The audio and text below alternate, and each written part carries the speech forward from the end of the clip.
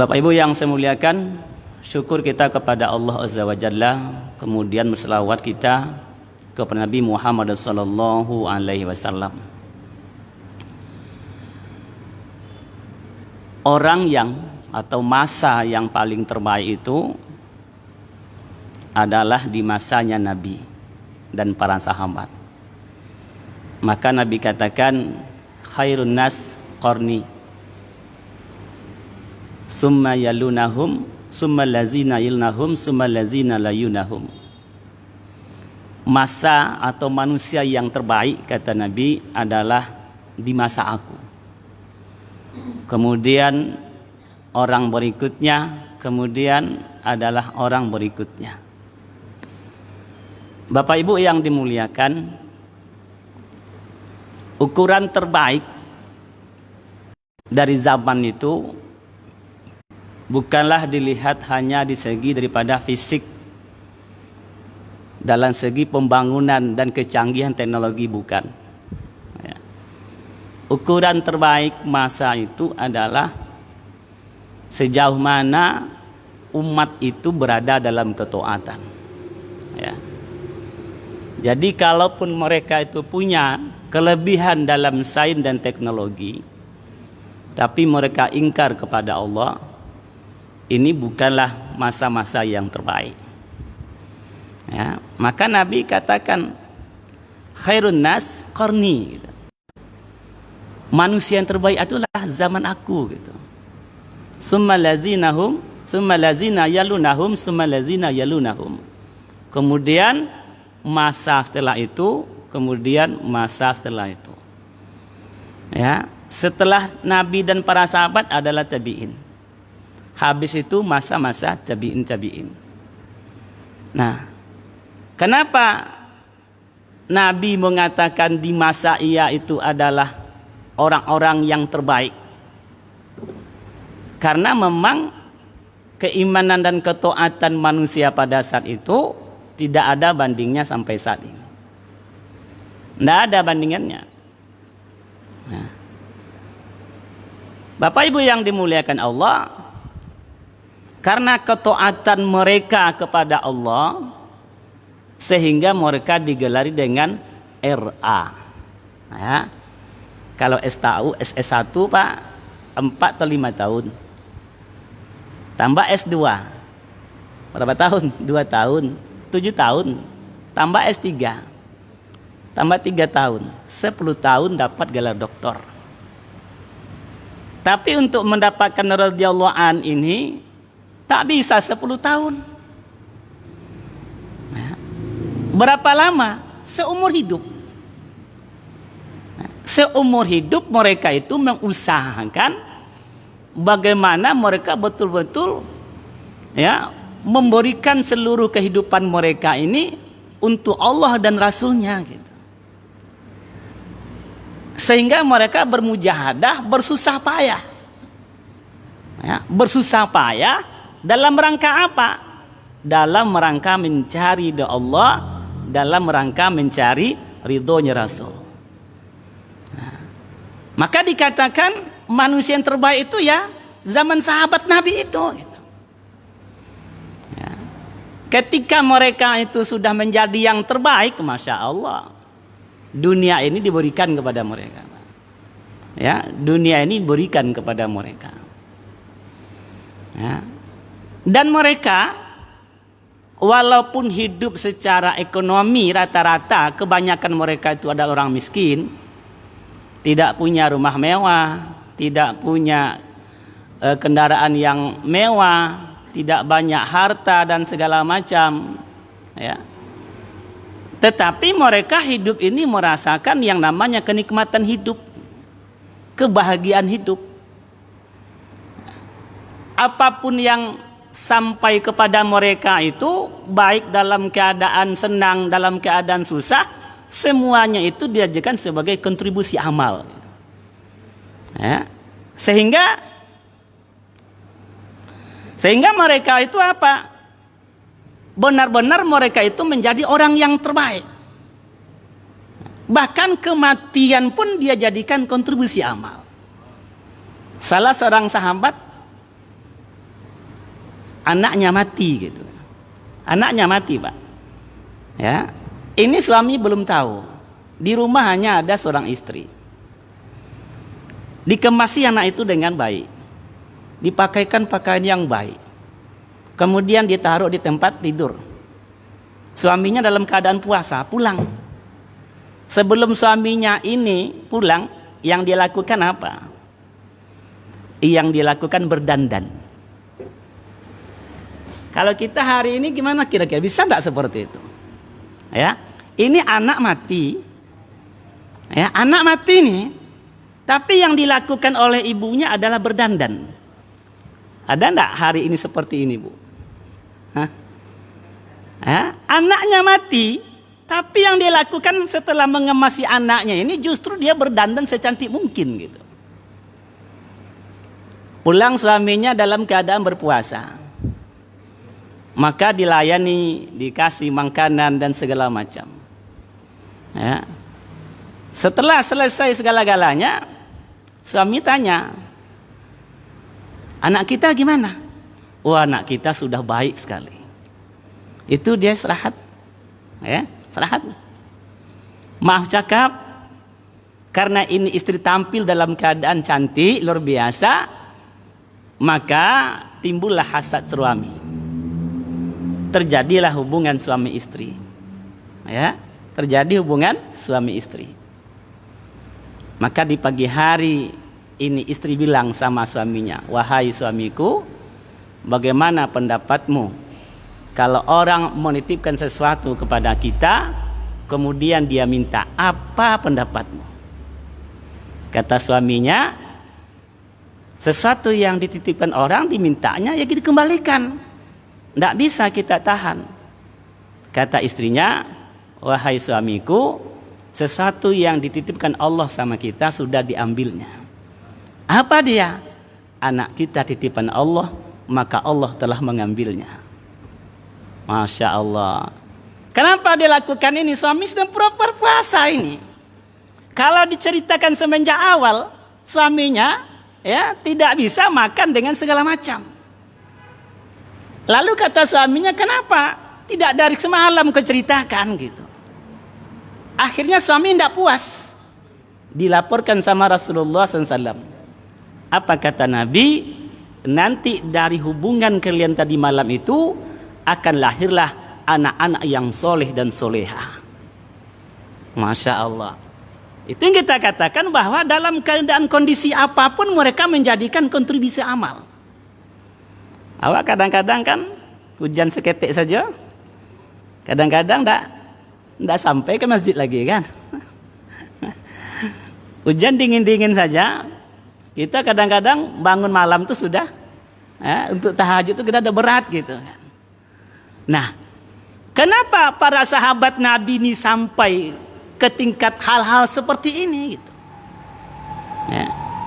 Memang karakter ini luar biasa.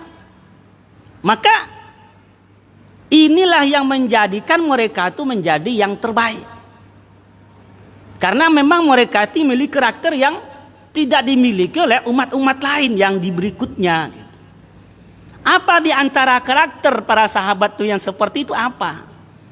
Karakter rata-rata karakter sahabat itu dia mempunyai iman yang kuat dan kecintaan kepada Allah, kepada Nabi di atas segala-galanya. Ya. Kecintaan kepada Nabi yang didasari iman yang kuat kepada Allah, maka Allah dan Nabi itu di atas segala-galanya. Ya. Apa yang disampaikan Allah, apa yang disampaikan Nabi itu nomor satu dari yang lain-lainnya. Sesuatu yang diberitakan Allah, sesuatu yang diberitakan Nabi itu adalah berita yang terbesar. Kenapa? Karena memang keyakinan sudah masuk. Walaupun nanti justru dia yang dia korbankan dirinya. Di perang Mut'ah, Pak.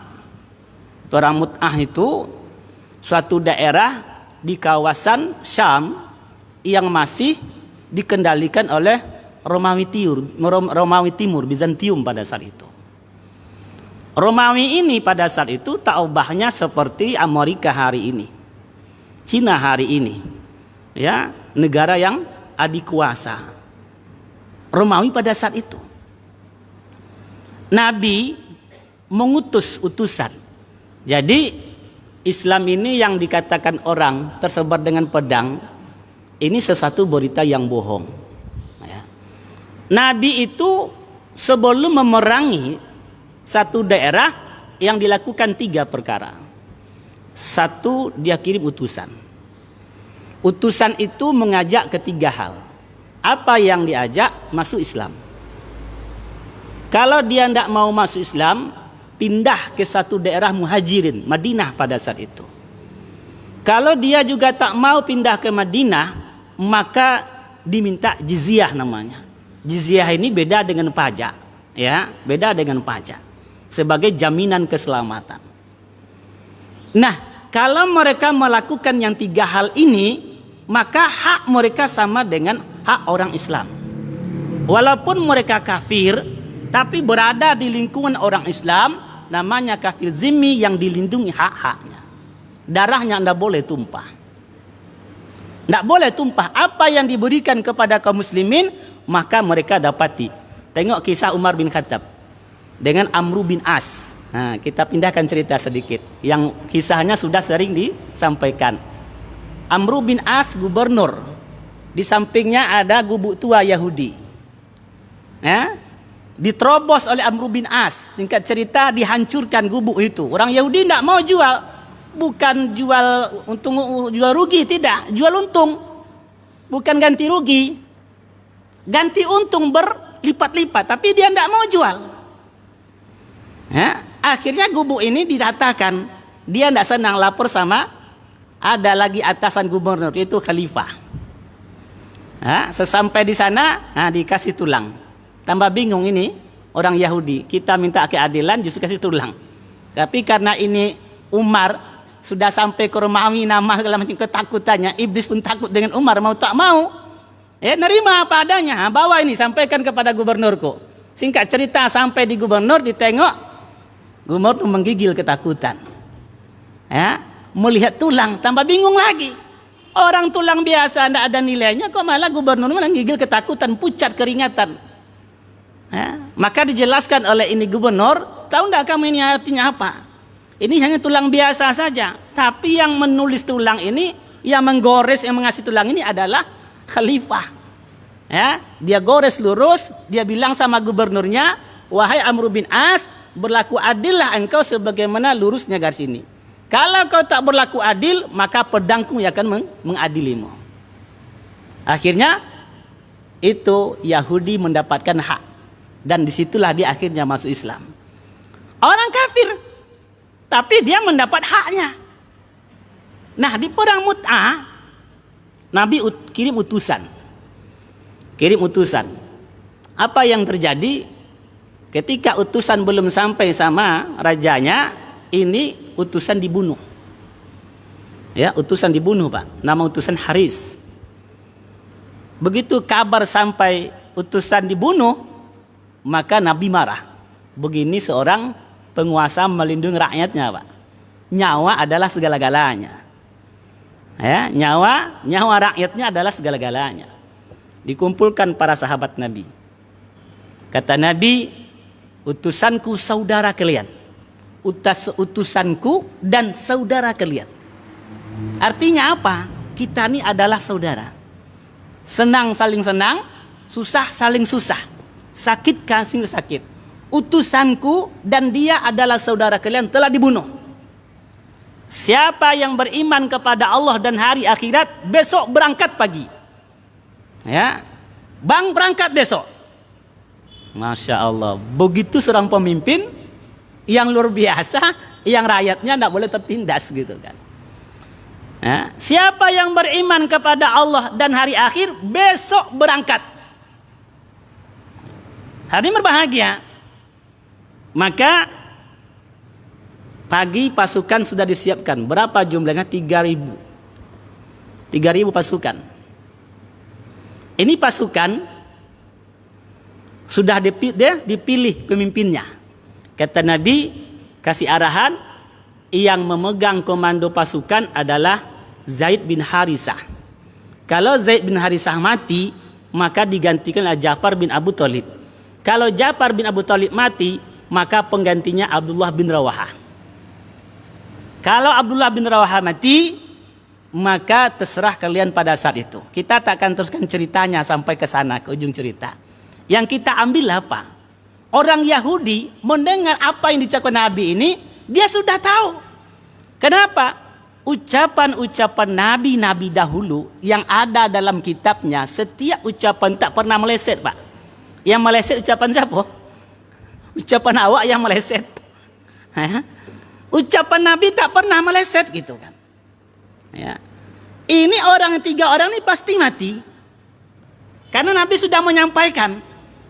Ya, Nabi sudah menyampaikan. Maka didatangilah 3 orang ini oleh orang Yahudi ini. Dia datang Zaid bin Harisah. Wahai Zaid, engkau pergilah pulang. Dan adakanlah perpisahan dengan keluargamu. Ciumlah anak-anakmu. Adakanlah perpisahan dengan istrimu. Apa yang dikatakan nabimu itu benar. Engkau tak akan melihat matahari besok lagi. Ya, pulang. Apa? Untuk menjatuhkan mental ini, Yahudi datang begitu kan. Kalau seandainya kamu balik pulang, berarti nabimu bohong. Begitu dia menjatuhkan mental 3 orang ini, Pak. Ya, kata Zaid bin Harisah, demi Allah, aku yakin dialah utusan Allah. Aku tak akan balik pulang. Tak akan adakan perpisahan dengan istriku, tak akan ada. Tidak akan mencium anak-anakku. Kata Yahudi ini, mungkin Zaid ini punya masalah dengan istri dan keluarga, tidak mau pulang. Datang kepada Ja'far. Dibilang juga seperti itu. Wahai Ja'far, pulang. Pulang dulu. Ya, karena kau tak akan pulang dalam fisik. Kau pulang nyawa. Kenapa? Kalau kau pulang dalam keadaan sehat, nabimu bohong. Nabi-nabi terdahulu tidak pernah apa yang diucapkannya itu yang akan terjadi. Maka Nabi telah katakan kepada kalian, kalau si fulan mati, maka penggantinya adalah si fulan. Kalau si fulan mati, maka penggantinya orang 3 ini mati. Balik pulang, balik pulang. Apa kata Ja'far bin Abu Thalib? Demi Allah, Nabi Muhammad adalah utusan Allah. Dia benar adanya. Aku tidak akan meninggalkan wasiat. Tidak akan mencium anak-anakku. Tidak akan adakan perpisahan dengan istriku. Masya Allah. Kalau kita gimana kira-kira? Kita saja divonis sedikit masalah. Ini bapak ini tidak lama oleh Pak, kata dokter. Kita 8 niang kan.